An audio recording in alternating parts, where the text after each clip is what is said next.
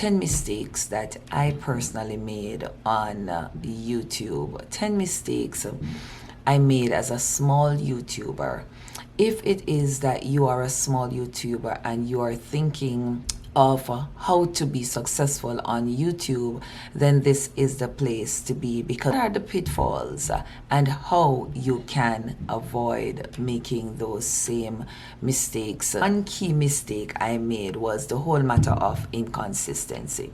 And I'm sure if you were to Google how to be successful on YouTube, one of the key on maintaining consistency on the channel. How can you avoid the inconsistency trap? And of course, inconsistency just simply means, guys, that you are sporadically posting. In other words, you post this month, you don't post again till another 6 months, you don't post again till another year. And many of us are guilty of that, because I think what happened too in the early stages of YouTube, most of us did not understand the power of YouTube, and so as a result, we just simply treated it like any other thing, and we did not proceed to take it serious, that it could actually have been a business like many of the popular or the more famous YouTubers did. It's never too late. So how can you avoid such a pitfall? I would say create a calendar and set a schedule, right? You can use your phone to create your schedule. You can actually go to the dollar store, go on Amazon, order a calendar, and put it up somewhere where it's easily accessible. That place in your house that you call, you designate as your home office. Put up your calendar and establish a routine as it relates to how you will be posting, or in other words, how you are going to show up on YouTube, and it needs to be on a consistent basis.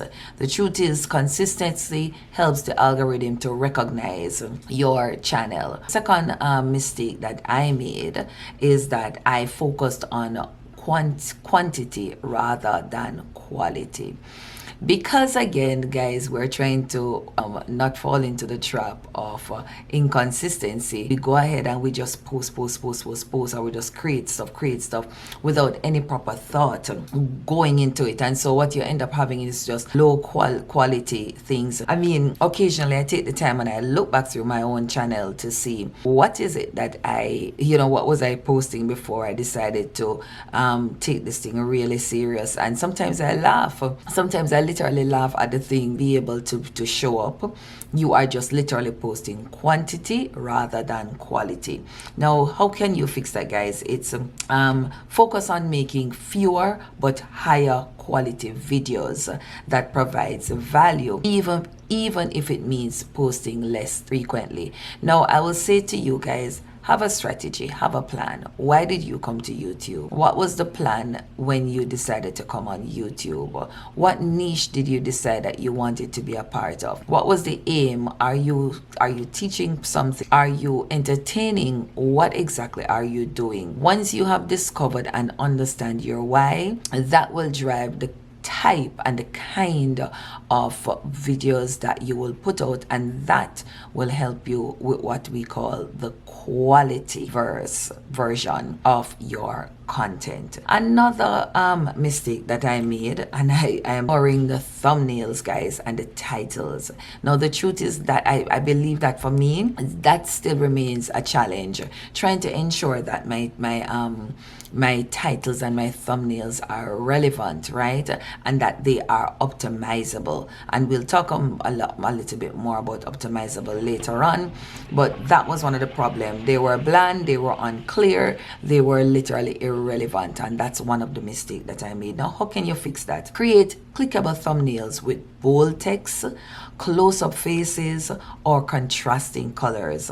Titles should be clear, curiosity-driven, and keyword focused. And guys, there's one major tool out here now that you're able to use to help you with all of that, and that's ChatGPT. But again, this video is not to tell you about ChatGPT, because I actually want to do an actual video showing you how I use ChatGPT in my video creation. Nonetheless, that's a pitfall you need to avoid. You need to be creating thumbnails that are clickable and creating titles that are curiosity driven. All right, guys, another pitfall, number 4, is not understanding SEO. And SEO is the whole matter of search engine optimization. Ha ha ha. Not using keywords in titles, in descriptions, or in tags. Now, again, guys, let me say, for me, I taught myself YouTube. I literally took the time to go and learn YouTube, but it took me a while to do so. And so this major key pitfall is one that I fell in deep, guys.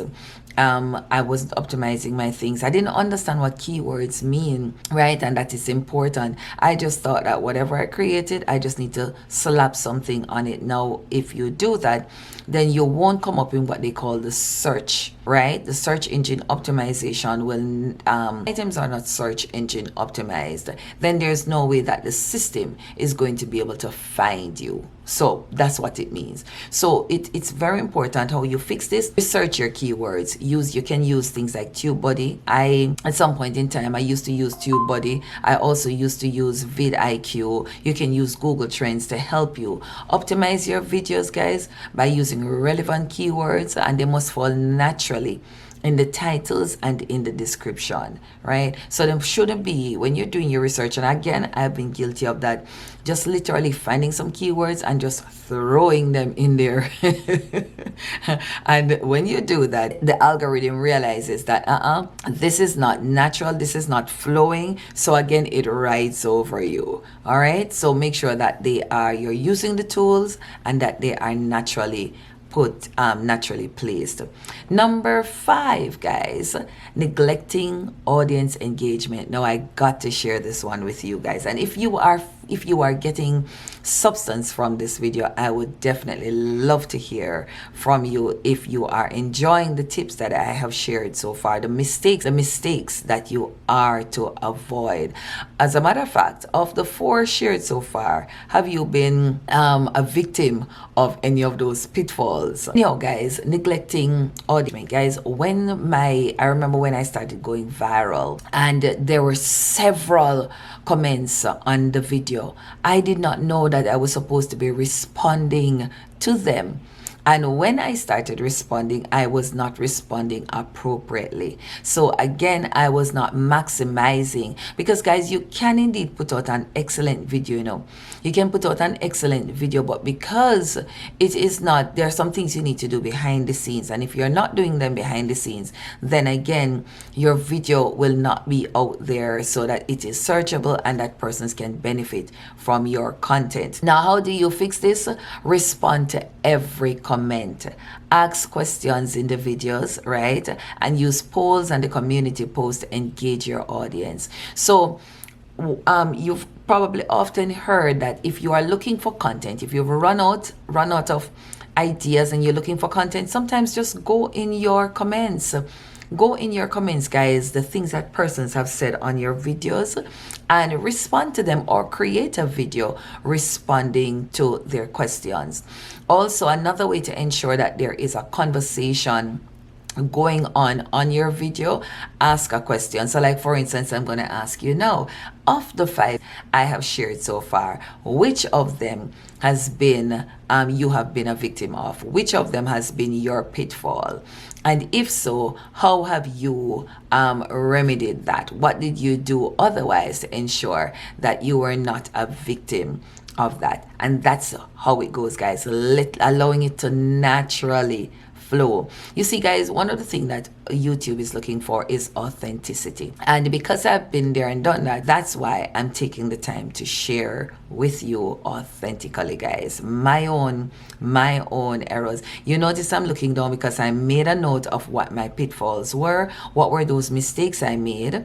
And so I want to make sure, guys, that I documented them and help you so that you would not become a victim of those mistakes as well. All right, so number 6, guys, skipping video hooks. And you know, when I started recording this very video, I said to myself, you know, I did not do a hook in it. Hopefully when I am doing the editing, of course, I will put a hook in there, but let's see. Now, a hook is basically, you know, you start, let's give a perfect example before. Are you a small YouTuber, but not getting any views on your videos? Could it be that you have been a victim of the mistakes that many small YouTubers made?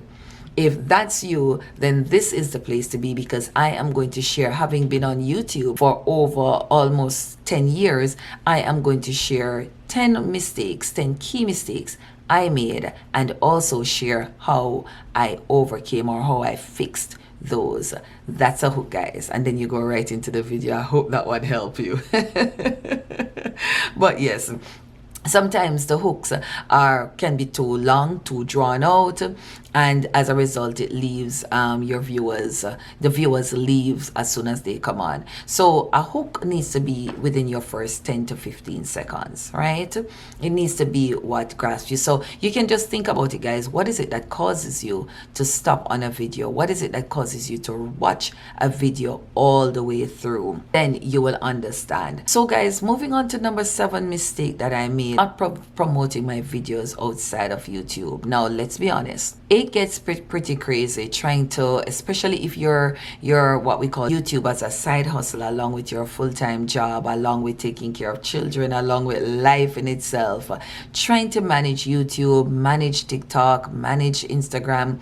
It can all be a task. But the truth is, guys, you want to what we call cross-pollinate. You want to be, once you've created your video, you want to seek to use the various tools to repurpose it so that you can put it on TikTok, on Pinterest, on Instagram, on Facebook, on LinkedIn, with a link directing persons right back to your channel, so that they can watch the video and as a result increase. So you can, how to fix it? Share your videos, of course. Share them on social media, share them on Reddit, share them in forums, right? Embed them in blogs. And again, guys, as we go along, we'll talk about other things you can be doing to be building your YouTube channel outside of YouTube. All right, guys, number 8. And again, I want to know if you are still here, if you remember, what was number 5? What was my number 5 mistake if you are still here? Let's continue, guys. Number 8 mistake that I made was overlooking analytics. Yes, understand YouTube. I was out here, I was putting on videos, but I didn't understand the analytics. I didn't understand the watch time, the views, and I didn't understand where persons were watching that. And those are some of the things that falls in your analytics. It gives you an idea. It's breaking down the dynamics of your channel, what's happening behind the scenes. That's what your analytics is. And your analytics allows you to understand, is your channel improving, or where do you need to improve? So for instance, a very important analytics that you must be paying attention to is your views, because the views is what helps to determine how much YouTube pays you, right? And then you may want to look at your audience, right? Who are they? Where are they? Basically, and depending on where you find that the grid or the graph is trending up, you may want to spend more time focusing on that aspect of your analytics. Regularly check your metrics, guys. Regularly, like your click-through rate, your watch time, your audience retention. Those are some of the things you want to take the time out to review. I will do another video showing you guys how I review my own channel. I'll go on the analytics and I will show you how I review my own. Of course, guys, mistake number 9, ignoring the power of shorts. Let's agree, shorts came into play about was it 3 years ago shorts came into play. But the reality of the matter is that shorts have become very powerful. Many people, a lot of persons grew on YouTube, grew to 100,000 subscribers simply because of shorts. And shorts is just basically like a mini intro of your video. So not posting YouTube shorts. How do we fix this, guys? To reach a wider audience quickly, shorts are heavily promoted by YouTube and can drive traffic to your main content. I'm going to see again when I do this video, I'm going to do a short from this video and put it up as well, directing traffic back to the main video. Guys, guess what? Thank you so much for sticking around, because we are at number 10. And if you've been here all this time, then it means that you have waited and you have found substance in this. And if that's the case, I need you to give me a thumbs up, right? Hit that thumbs up button. And of course, if you're new and you have not yet subscribed to the channel, this is the perfect time to do so, because you have been here with me the entire time. That means you are finding substance. So guys, number 10, and this for me is probably the key of all of them. One of the biggest mistakes we all make as small YouTubers is that we give up too early. I like to say nobody just got to the top just like that. There's no such thing as magic, guys. Each person, no matter who they are, you go asking them how did they start, they'll tell you that they started with 1. They started with 100, they started with 1,000, and grew all the way to the millions that they have. But it took some time. So expecting instant success and quitting when growth is slow is what happens to a lot of small YouTubers. Now guys, how do you fix this? Stay patient. Stay patient. Growth on YouTube is often slow at first, and that is true. That is very true. Focus on progress and perfection. Focus on progress and perfection. Learn from each video and keep improving. Guys, that if you are a small YouTuber, I think I just equipped you with enough to find success here in this space. I will say to you, it is a beautiful space. Right now, I'm recording this video at 11:30 at night. I am very tired. I guess my eyes are showing, but I thought I would literally just set up my camera and record this video. Literally, I just thought I would do so because I see so many persons with such excellent content giving up before time, making the mistakes I made in the early stages. But you know what's good is that the fact that you're listening to this, the fact that you have made a decision, right, that you are going to come back to the space, you're going to start over, it's a sign that you are willing to grow, you are committed to the process, and absolutely nothing will deter you. So I guess we are in this together because I am on a journey to grow my channels on YouTube for 2025. If that is you guys, let us connect here in the chat. Let me know which of the mistakes fallen a victim to you've been struggling with, and if you would need some more help and advice, let's chat about it in the comments, and let's see how we can help each other one at a time to get to that place where we want to get to on YouTube. Thanks for watching, and I look forward to seeing you in my next video.